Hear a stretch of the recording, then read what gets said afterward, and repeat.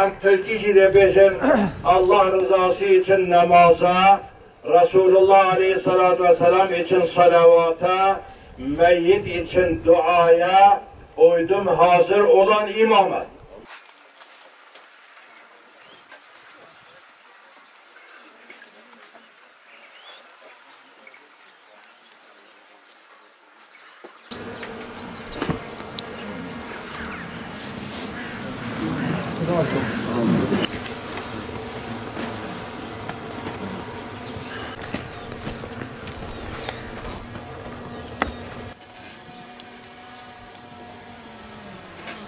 Allahu Ekber. Allahu Ekber.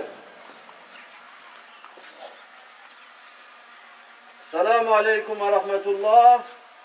Esselamu Aleyküm ve Rahmetullah. Allahümme gfir lil mu'minine vel mu'minat vel muslimine vel muslimat el ahyai minhum vel amwat inneke semi'un qaribun mucibud da'vat ya Rabbel alemin. Lillahi Teala el-Fatiha.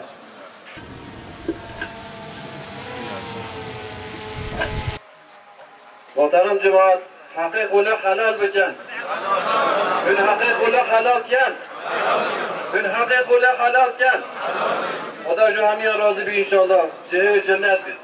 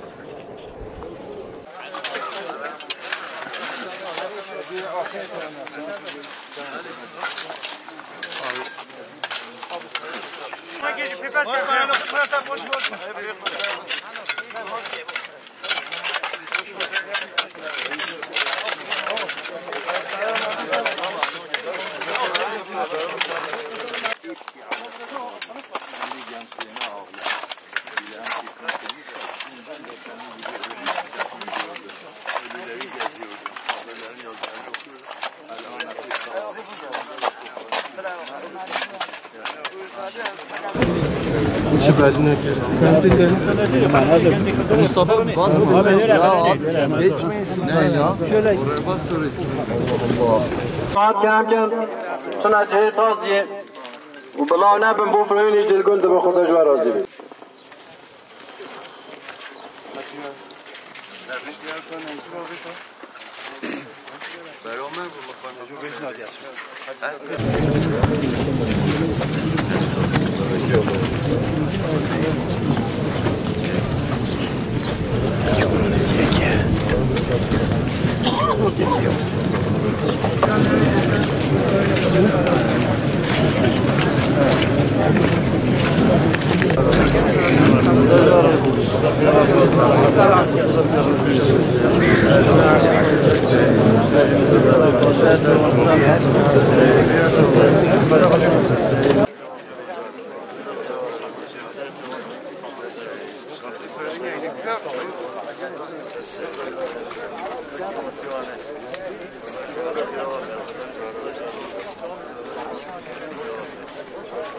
Hoca efendiler bizim düşüncelerimize, hislerimize, duygularımıza tercüman oldular. Buna ekleyecek bir şeyimiz yoktur. Duanızı bekliyoruz. Allah hepinizden razı olsun. Allah hepinizden razı olsun. Dua edin. Allah hepinizden razı olsun. Teşekkür ederim. درگاه شاش نکرد رب العالمین مقاشی دوست داخبانش که ماس نکرد خودی خیلی همش کن قبول کردن مگر اجوا منته خودش و راضی بیتن سه سری مساعد